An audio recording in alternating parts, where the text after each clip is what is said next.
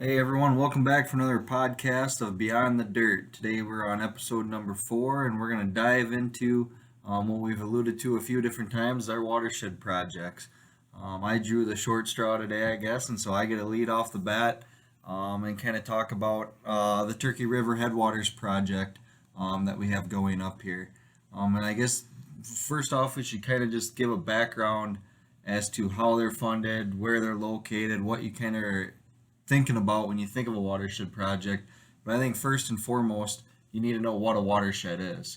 Whenever we do field days and stuff, this is always kind of one of the first things that we go over and want to get through the kids' brains and make sure they understand what a watershed is. And so I'm going to let Neil take the first stab at it and give your best definition or best idea or knowledge of what a watershed truly is. Is that a water tower? It could. It's included. That's usually the first question, first answer that comes up. We've got Iowa DNR and I'm not even sure what agency did. They divided up the nation into certain sizes of what we call HUC numbers, hydrological Unicode. unit codes. And so the smaller the watershed, the larger the number. So like our HUC Mississippi would be like a HUC. Oh man, that's a big one. That's the biggest one. Well, let's take it down. Huck 8, Huck 8 would be like the Turkey River watershed, and that's a very large watershed. So what my watershed is a Huck 12, which is about 22,000 acres. So Hunter's project is made up of 3 Huck 12. So within the county, Howard County, we probably have at least a dozen Huck 12s, I'd say. And so it all depends on what agency, what the goal is of the project. My project is a smaller one, but we'll talk about that later. But Hunters, we actually put 3 Huck 8s or Huck 12s together, and that created the headwaters of the Turkey River. I know when you were talking about naming it, we were like we had 2 Huck 12s, and I was like, well, gosh, if we take that south branch, then we've got we truly have the headwaters of the watershed. Yeah, we originally started out calling it the North and West Branch of the Turkey River and Chihak Creek. Well, that was a mouthful. Not to say that the Turkey River Headwaters and Chihak Creek still isn't a long title and a mouthful, but it's a little bit less. But the best way I like to describe watersheds is I always like pulling a branch with some leaves off a tree and have the kids look at it and say, all right, this is basically when you think of a watershed, this is really what it is. The leaves that are stemming off it, those are the farm fields or the maybe say the little ponds or whatever up in the top reaches, and then you got the little branches that come down. Those are like maybe the smaller tributaries or what we would call a creek, and then the larger main stem would be like your main stem of the river. And so like if we're talking about the Turkey River watershed, the little leaves would be the crop fields and different things like that out there. You got the different branches that come down, so that could be like your north branch, your west branch, your south branch. Then your main branch of the river is going to be the full-fledged Turkey River that flows down through Clayton County and Fayette County and stuff like that, and eventually into the Mississippi. And so that's kind of the best way that I would say to explain a watershed. If you don't really know what one is, or you think you maybe know what a watershed is, that's probably the best way to explain it. So next time you're out with the leaves changing colors right now, I know a lot of people are out and going down the Mississippi, the river road, taking a peek at the leaves. And so maybe you can stop and if you got a place you can pull off a branch and see what we're really talking about. It's a pretty good representation of what a watershed really is. But the Turkey River headwaters up here with my project, the actual project began in 2020. And now we're in year 3 of 3. And so most of these watershed projects go in 3-year stints. You have to write a grant application to get funding, and then once you get into that last year, majority of the time there's a chance for either an update or a request for more years. And so we're going to be getting into that here. Come this spring, we'll be able to write for a request for more funding. Neil kind of already alluded to it as far as the size of my watershed. It's a little bit larger watershed project compared to some others. We did decide to put those 3 Huck 12s together. That way we could encompass the whole headwaters of the Turkey River here in Howard County. Sometimes it gets to be what's the word? Maybe a little bit tough as far as when you're trying to draw out a watershed project or an area that you want to work on. Sometimes you want to draw it by county boundaries, sometimes city boundaries, state boundaries, whatever it is. This shape and form, we went for trying to encompass the whole headwaters of it. So eventually, if you get up here in kind of western Howard County, not quite to the middle half of the county, you can find exactly where that Turkey River started. And you wouldn't think of what it comes to and what it starts from to what it is down at Mississippi, but it's pretty impressive as to as how those rivers and stream corridors are made. Of that 62,000 acres, about 48,000 is row crop, and so predominantly row crop. A lot of corn and soybeans are growing up here.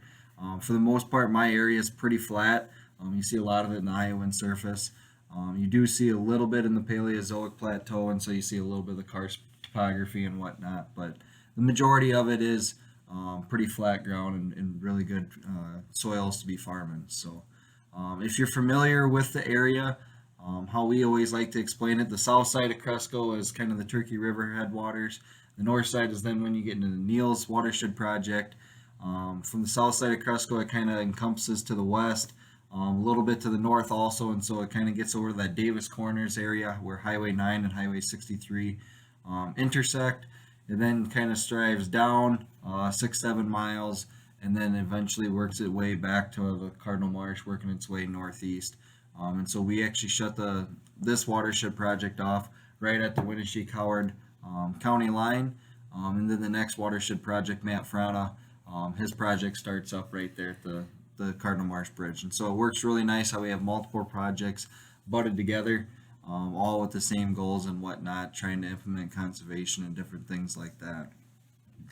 The funding, all these watershed projects are a little bit different, and I think that's what makes them so interesting. I mean, a lot of people sometimes don't know what we do here or what goes on or what we have the capabilities of, and they definitely don't know where our money comes from. I mean, everyone always knows we work for the government, and so the money comes from taxes. Yes, but this watershed project is actually funded through the Iowa Department of Agriculture and Land Stewardship, IDLES, and it's now funded through another branch called the Water Quality Initiative, or WQI. And so that's just kind of one sector of the state of Iowa where we get some funding for watershed projects. And we'll get into in the next podcast. Neil's going to talk all about his project, and there's a lot of similarities and a lot of differences, but the funding sources is probably one of the biggest differences, I would say. And then into the next thing, the next biggest difference is the goals of the project. So all these watershed projects are usually developed with a impairment or a reason or goals that they're trying to achieve. And with our watershed project, our main goals align exactly with the Iowa nutrient reduction strategy, and that's as far as reducing nitrate, phosphorus, and sediment. And all the numbers that they have in the percentages, we're not going to get into that, aligns with the Iowa nutrient reduction strategy. And so if you haven't heard of the Iowa nutrient reduction strategy, it's basically the strategy that Iowa put in place to try to help and eliminate the Gulf hypoxia. So obviously with all the water and all the streams that flow from the headwaters or from other watershed projects, they eventually flow into the Mississippi, eventually flow downstream and into the Gulf of Mexico, and there's kind of that little bit of that hypoxia zone, that dead zone. And so we're trying to do our part up here in Iowa as to eliminate or reduce as many of those nutrients as possible. And so we basically wanted to stay right aligned with those as far as the same percentages and different things with our watershed project to kind of correlate and have the same consistency over time with the Iowa nutrient reduction strategy and the watershed project. I'm going to try not to bore you too bad with the numbers and stuff, but there's a lot of great projects that go on. And when we started so whenever you have a watershed project, you have to do a planning grant stage. And we actually went through 2 planning grants before the project actually got funded, just because we changed the size of the watershed and added that extra Huck 12 to it. But we had to do a planning grant where you basically go out and gather a bunch of data. You're going out there, you're doing what they call land use assessment, where you drive every square mile of the watershed and you document what kind of crop is out there, what was the previous crop, whether it was timber, CRP, that sort of thing. And so you're putting whatever the land use is out there. If it is a crop field, then you dive even farther and you're putting down what kind of tillage they're using or how much residue is out there. And so these surveys are done in the springtime, so the crops are just starting to come up, so you're able to easily identify them without having to get out every single time, because that would just take a really long time. And so being able to do the windshield survey and knock out a lot of acres really quick is important. And so we're able to get a lot of numbers down with that way with the land use. Our DNR specialist Andy Assel is able then to draw some different soil and real erosion numbers, and give us some kind of baseline numbers as far as what we had out there initially, and then eventually as we go through the project and multiple years of the project, we'll be able to do multiple land use assessments and then see the differences and stuff like that. And that's probably one of the coolest thing. And I haven't worked here near as long as Neil, but I've already seen that process change and flip over. The first time we did the land use, we basically had this old tablet where you couldn't even hardly see unless you had very dim lights, and it was very, very slow. And so basically what we did is we had to go and print cert maps of all the farms out there. And so we had a stack 2 foot high of certification maps that we had to then take out in the field and mark down on the maps what they were and whatnot, and then come back and translate with the iPad. Since then, they've come up with an app that's on your smartphone or tablet, whatever it may be, and you're able to interactively drive around. It shows you your location. You can click right on the field. It's got all the clue layers built in.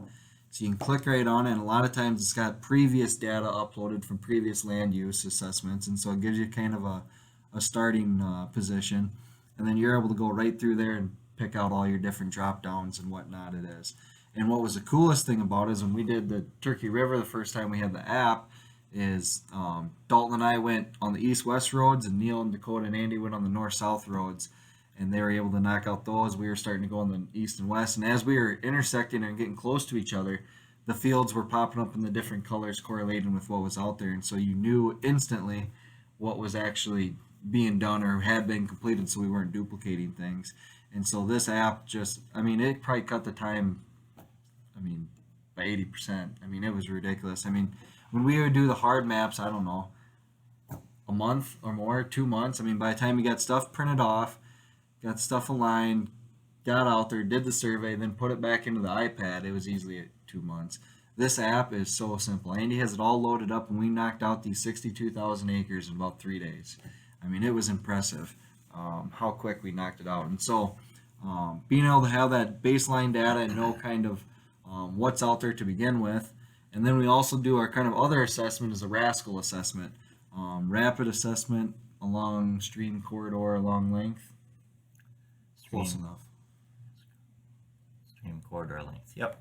Close enough. Yeah, we're gonna have a whole episode just on these acronyms because I need to brush up on them too. But anyways, what it basically is getting in the stream and walking where there's actually water in a creek bed or wherever the water started. Is we're able to walk down that every 500 foot. We are basically turning around, taking a data point or a snapshot of what that riparian zone is, what's adjacent to the riparian zone, what we see in the stream as far as the stream bed, the depth of the water, the clarity, everything. And so we ended up basically starting from that tile line, walking all the way down to Cardinal Marsh, and then all the other different tributaries and branches that come off of there. And you wouldn't ever know that these were there because on a normal map, it's not going to show it, because a lot of these either have intermittent water flow, or they just don't show up, and it just looks like maybe a little bit of timber and whatnot.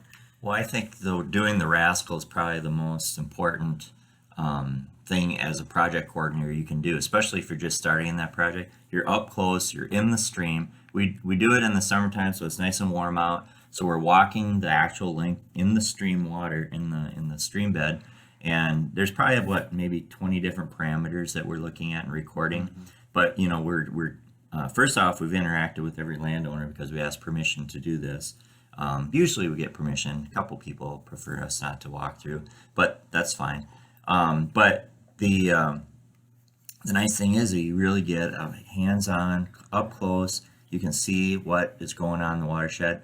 I did mine, probably in 2011, I believe.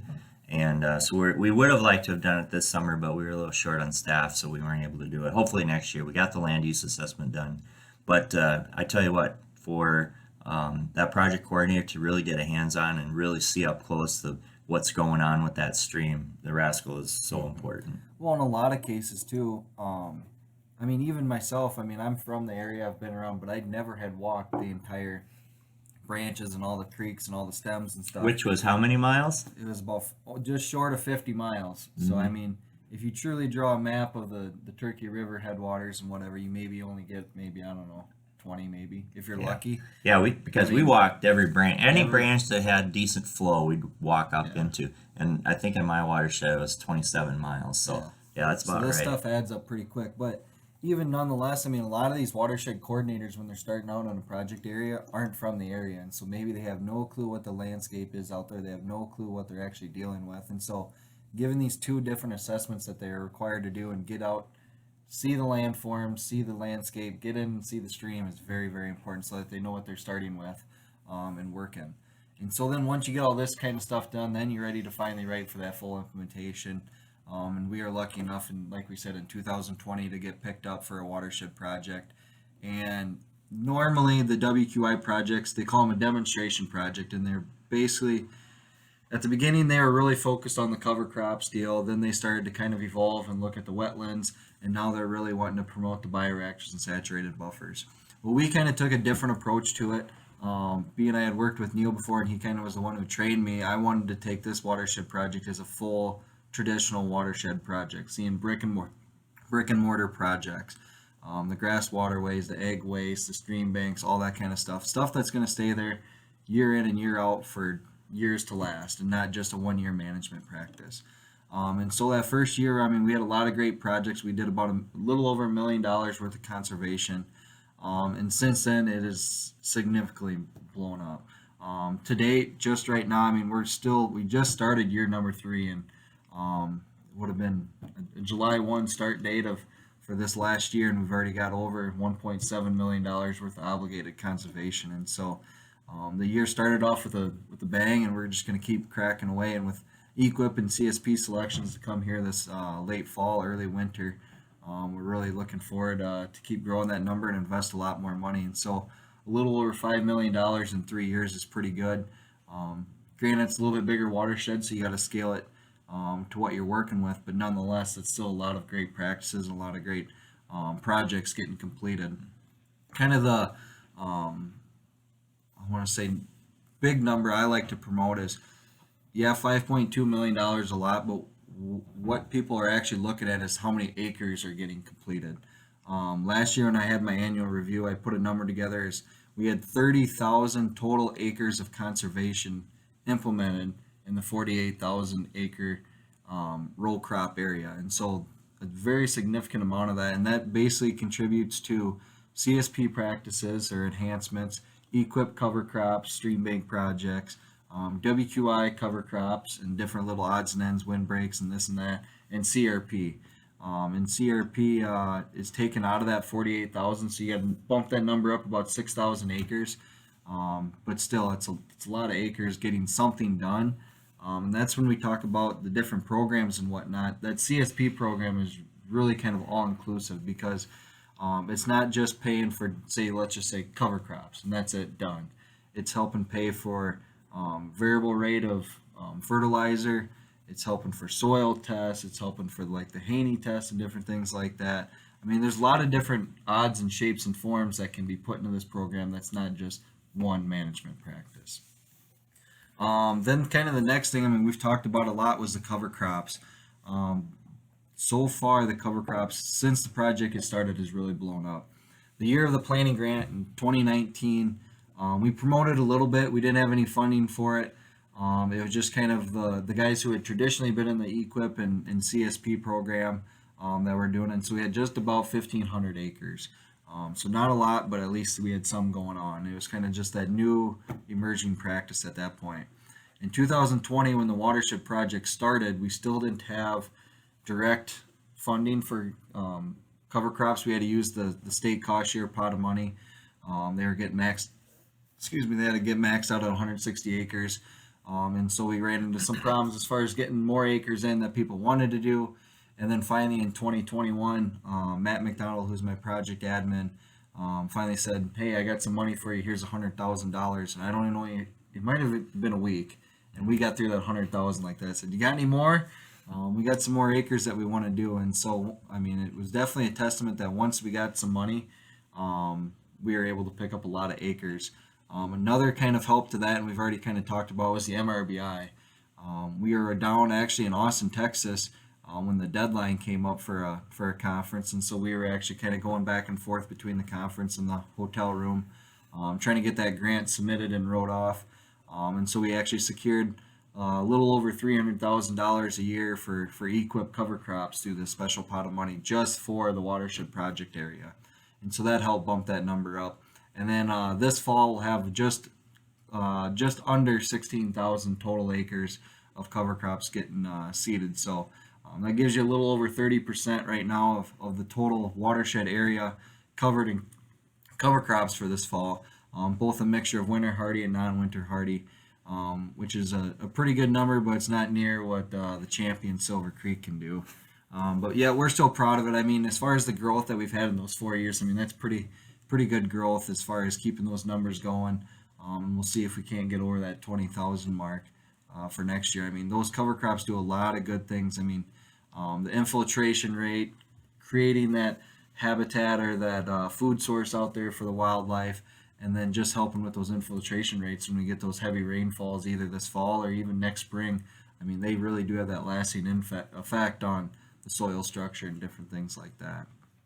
Another kind of practice that I wanted to highlight that we've done a lot of is the grass waterways, mainly because they can have such a large effect and such a large, when we talk about water quality, as far as holding that sediment up on the ground where it should be and not flowing down those gullies. To date, we've installed just over 35,000 feet, which if you kind of break it down, is about 32 acres, which then equates out to about 7 miles of waterways. And so I mean, yes, it's a larger watershed, but a pretty small area, 7 miles of waterways is quite a few. And I mean, we've had some really big projects that have gotten completed that made some huge farm transformation. I mean, some of these gullies can be anywhere from 6 inches deep on a pretty minimal scale up to 2-3 foot. And to shape those out and get a growing grass on there and being able to have that farmer able to cross and plant into them the right way rather than planting parallel and having the running on the edges and different things is pretty important. And one thing I'll never forget about is the actual sediment reductions. A gully, a 1 foot by 1 foot gully, can have up to 45 pounds per year per acre of sediment running down that gully area. If we do a grass waterway, we can change that down to 1. And so if you do all the math, and I'm going to save you the calculations, but basically, before we had these waterways installed, and this isn't even including the other gullies that are out there that we haven't even addressed yet, it was almost 1,500 pounds of sediment that could be eroding down the stream. Okay, so it's not very often I correct Hunter, but it's not pounds, it's tons. Tons, oh man, even more. Yep. Yeah, it's not 45 pounds per acre. It's 45 tons per acre. Now, if you add that up, I mean, that's crazy. But, you know, it's that concentrated flow. I've always said the waterways are kind of like the highway system of a farm.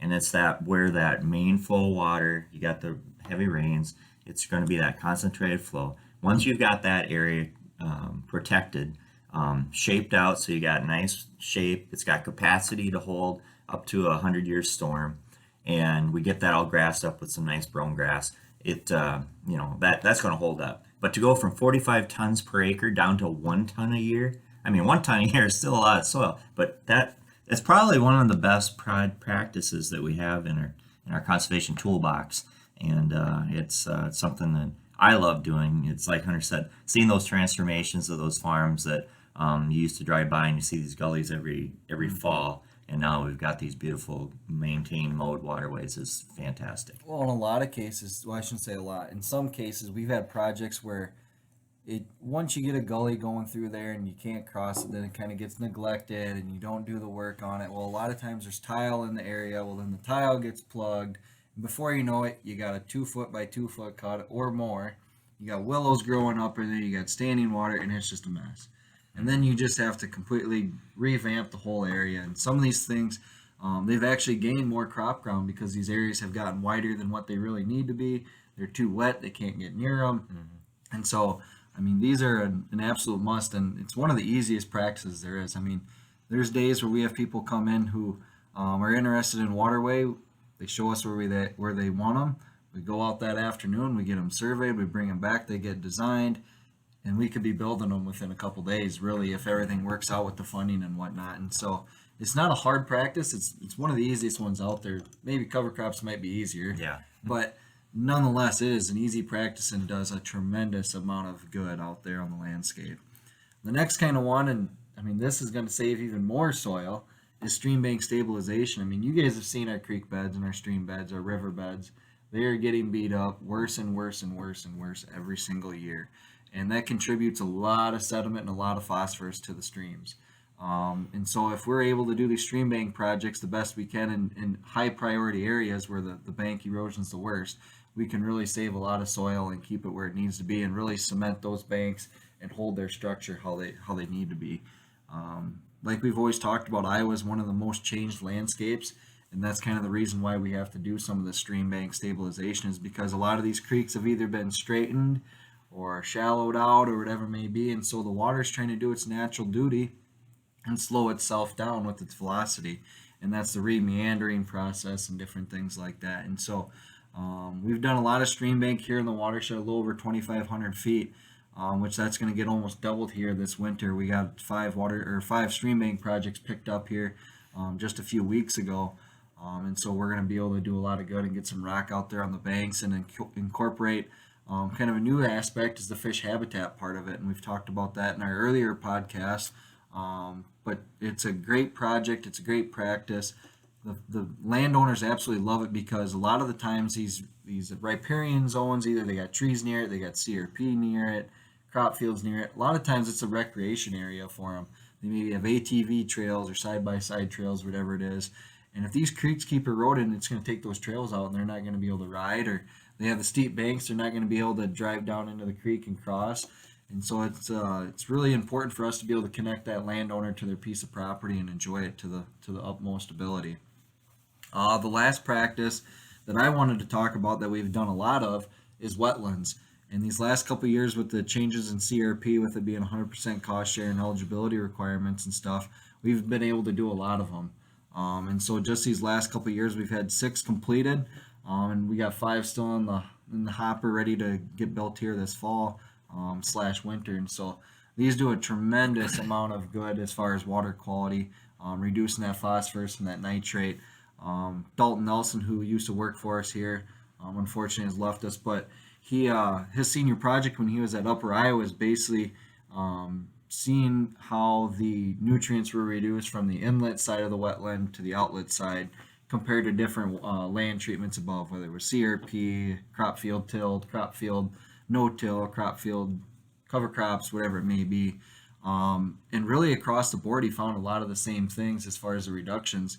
And some of those numbers were anywhere from 60 to 90% reductions of the phosphorus and the nitrates. And so these wetlands do a lot of good for the water quality. It helps reduce those nutrients, and everyone loves having a pond or that wetland out there to see the ducks, the geese, and different things like that out there. What's nice about it, it's one of these edge of field practices. You know, we got the bioreactor, we got the saturated buffer, and then we have the wetland creations or restorations. And of those 3, I mean, we want to do all 3 of the practices, but obviously the wetland creation is the most natural. You talk about the transformed landscape. You know, the prairie, the tall grass prairie, obviously that got plowed under for production agriculture. The other thing that has been a huge transformation in Iowa is the number of wetlands, and I think we're down to like 1% of the native prairie that's still left, remnant prairie around the state. And I think the wetlands that were across Iowa, those are down in the single digits also. So it's just a natural way to restore some of that. And it's one of those things, you can still farm the best, buffer the rest. What usually happens is we're down on the lower end of the farm. We're treating that tile outlet water, and usually it's down before it hits the creek. We create a a nice shallow area where this water can be daylighted into it. Just the process of having that water surface, there's a denitrification of the water, and also the plants that grow in there. So yeah, it's a beautiful way to enhance the landscape. And once again, one of those things that it's one of those things that due to the transformation of Iowa over the last couple hundred years, it's a nice practice. And Howard County is a pretty wet county, so pretty much anywhere you create a excavation, there's going to be water. So it's kind of fun. Yeah.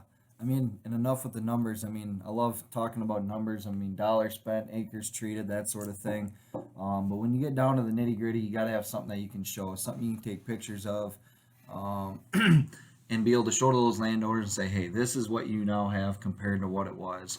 And the Turkey River watershed really presents a large variety of landscape changes and kind of components.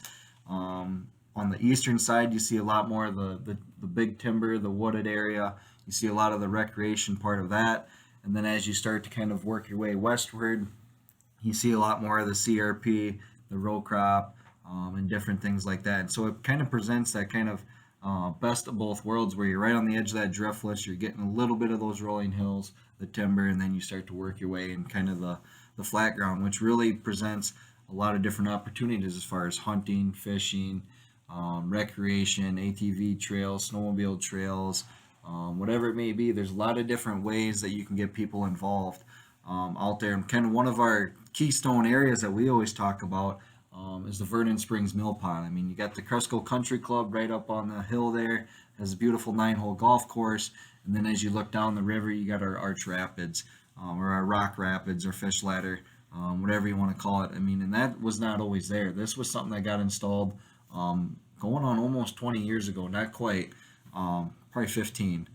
But previously there was a low head dam there, and in 2008 with the floods, it took on some damage, and then it was kind of one of two things. We can either A, repair the low head dam, or we can use the same amount of money and we can put in this fish ladder and really improve this fishery. And at the time, it was kind of a pretty controversial ordeal as to what should happen or what could happen. And thankfully, they went ahead and they installed this Rock Rapids. And basically, it's just a stepping stone or a stepping pool of rocks that allow those fish then to work their way up. Even like right now, we haven't got really a significant amount of rainfall in over a month. But yet, there's still enough pools and enough water flowing over where if fish wanted to, they could still work their way up. And being it was one of the first, what we call mitigations of a low head dam, people didn't really have an idea of in their mind what it was gonna. I mean, we kind of knew what it was gonna look like. Dave Puffer was working here; he was a project coordinator also, so we kind of got our feet wet and got helped with some of the surveys and stuff on it. But once it was completed, we replaced that low head dam, which was dangerous. All due to the hydrology of the water going over. There were some drownings there in the past, but what's kind of cool now is just the interaction of families and people people fishing or just playing on the rocks. It went from a pretty dangerous location to this beautiful, but serving multiple purposes, especially for that transport of fish from the main branch of the Turkey River up into the headwaters. Yeah. And I mean, right before they completed or started this project, they tagged some fish down below the Lowhead Dam, which would not be able to get over that Lowhead Dam unless you had like some steroid walleye or something that could jump 5 foot over the dam. We don't have those jumping salmon or flying carp, I guess. Yeah, so they tagged some fish down below. They implemented this project, and within just a couple weeks, they came back and did some surveys and found some of those tagged fish already up above. And so instantly, you were seeing positive results. And ever since, I believe it's a world-class fishery. I mean, some of the fish that have been caught or harvested out there are top-notch. I mean, there's a lot of wall mounters out there. There's a ton of good eating fish. The reproduction out there is tremendous. And you're really starting to see, I mean, even like the smallmouth bass, you're starting to see them starting to naturally reproduce up in these farther, higher stretches or into the headwaters, as you could say, where you normally wouldn't see them. And so that's really a testament to the water quality, the work the farmer's doing, and different things like that out there. And so, yeah, it's always fun to talk about the cover crops, the waterways, and that sort of thing. But when you can, Neil's going to tell, I know he's going to use this line, but if you can put a fish in someone's hands, that's going to really get you somewhere. Yeah, we could do a presentation on all the data that we've collected. Hunter is amazing at formulating all that data into a document, and I'd need more than one cup of coffee to sit through that. But when you have that visual and you've got that trout in your hand, and you can show this is a benefit of those improved water quality. I mean, that picture is worth more than 1,000 words. And I won't drop any fishing secrets or locations out there, but I mean, there was a walleye caught a couple of years ago that was just short of the state record, and it was caught in the fall. I mean, if that fish would have been caught in the springtime, I think it definitely would have surpassed that state record out there. And you show the pictures of some people, and you show them where it was caught, because usually it's when we're on our tours, and they're just in disbelief. They can't believe it. They can't believe that a fish of that size is able to live in this body of water, to reproduce nonetheless. Because there's not just one of them out there. There's been multiple out there. There's been multiple caught, and so it's pretty impressive what you see out there, and not just the fishery. I mean, the wildlife too. I mean, the number of pheasants, the ducks, the geese, the white-tailed deer, turkey. I mean, everything out there. I mean, it's a world-class recreation area, especially if you can find those kind of sanctuaries in the wooded areas and CRP and whatnot. So, I mean, it's a great watershed project. We're going to keep crack-a-lacking. Hopefully, it's a watershed project to stay for the future. Our next kind of goals are to really start to dive into that edge of field with the bioreactors and saturated buffers. But before we sign off here, we're going to do something different. We're going to put, since we're already at 35 minutes, we're going to put 4 minutes on the clock. We're going to stay just short of 5. And we're going to put 5 minutes on the clock. Neil's going to rattle off as many questions as he can. I'm going to see how many answers I can get out in 5 minutes. We'll see how. What's the topic? What am I supposed to ask you? Anything and everything. He didn't come very prepared. I typed a list of questions just so I didn't want to get stumped. Well, I've been looking at this last rapid fire thing. I'm like, what are we going to talk about? Fire breaks or burning? It could be anything. Could be anything. All right, I'm going to start the clock. 4 minutes. Ready, set. Uh-oh. All right, name as many types of CRP practices. Oh my God. Numbers or? I want the numbers, and I want you to make a short explanation. Holy smokes. This is going to be the whole 4 minutes. CP1, introduce grasses. CP40, introduce grasses. CP5A, tree planting. CP8A, grass waterway. CP9, wetland. CP12, food plot. CP25, native prairie, tall native prairie. CP27, 28, shallow wetland. CP29, grass buffer, riparian grass buffer. CP30, marginal pasture land something. CP31, marginal pasture land timberland. CP33, quail buffer. CP38, quail habitat, pheasant recovery. CP39, pasture wetland creation. CP42, pollinator. CP43, prairie strips. I know there's a CP88 something, but man, that's awesome. awesome. All I can do. You got an A+ on that. That's awesome. If I would ask that at a watershed conference, Hunter would be the only one that could answer that, most likely. CP38. Yeah, we love CRP. We kind of run it up here, so we do. So that's awesome. Good job. So our edge of practice fields, give me 3 different benefits of doing the bioreactor, the saturated buffer, and the wetlands. Treat tile water, reduce nitrates, reduce phosphorus. Okay, that was a lot easier. Let's see. So name some of the different species of cover crops that we use, and if they're winter hardy or non-winter hardy. Cereal rye, winter hardy, most popular. Winter camelina, winter hardy. Radish, non-winter hardy. Turnips, non-winter hardy. Vetch, non-winter hardy, maybe. Once in a while it'll carry over. Let's see what else. I know I'm missing the big one out there. Rapeseed, non-winter hardy. Oats, non-winter hardy. So those are kind of the top ones, so very good. What do we got left? A minute and a half. So, so you talked about your planning grants, that there were 2 of them. What was the major funding source for those, and when did we do those? Oh man, you're gonna date me back. I was still in college and I had to do the first planning grant, and that one might have just been straight through Idols. I don't think the WQI took care of that one.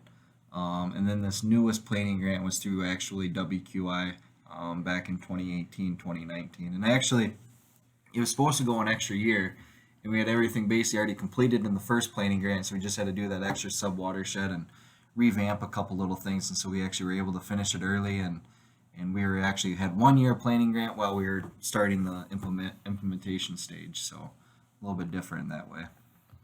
All right, name some of the species of fish that you have in your watershed. Oh man, here we go. I don't even know where to start with the minnow species, but we'll go with the big ones: walleye, smallmouth bass, northern pike, suckers, carp, crappie, bluegill. I said northern brown trout, brook trout, rainbow darter, fathead minnow, lots of other little minnows. Yeah, I think if we had Teresa Shea here from Fisheries, she could name off probably 50 minnows. I know. But One all more. right, one more quick one. Oh, how often do you do reports, and who do you report to? Well, I mean, I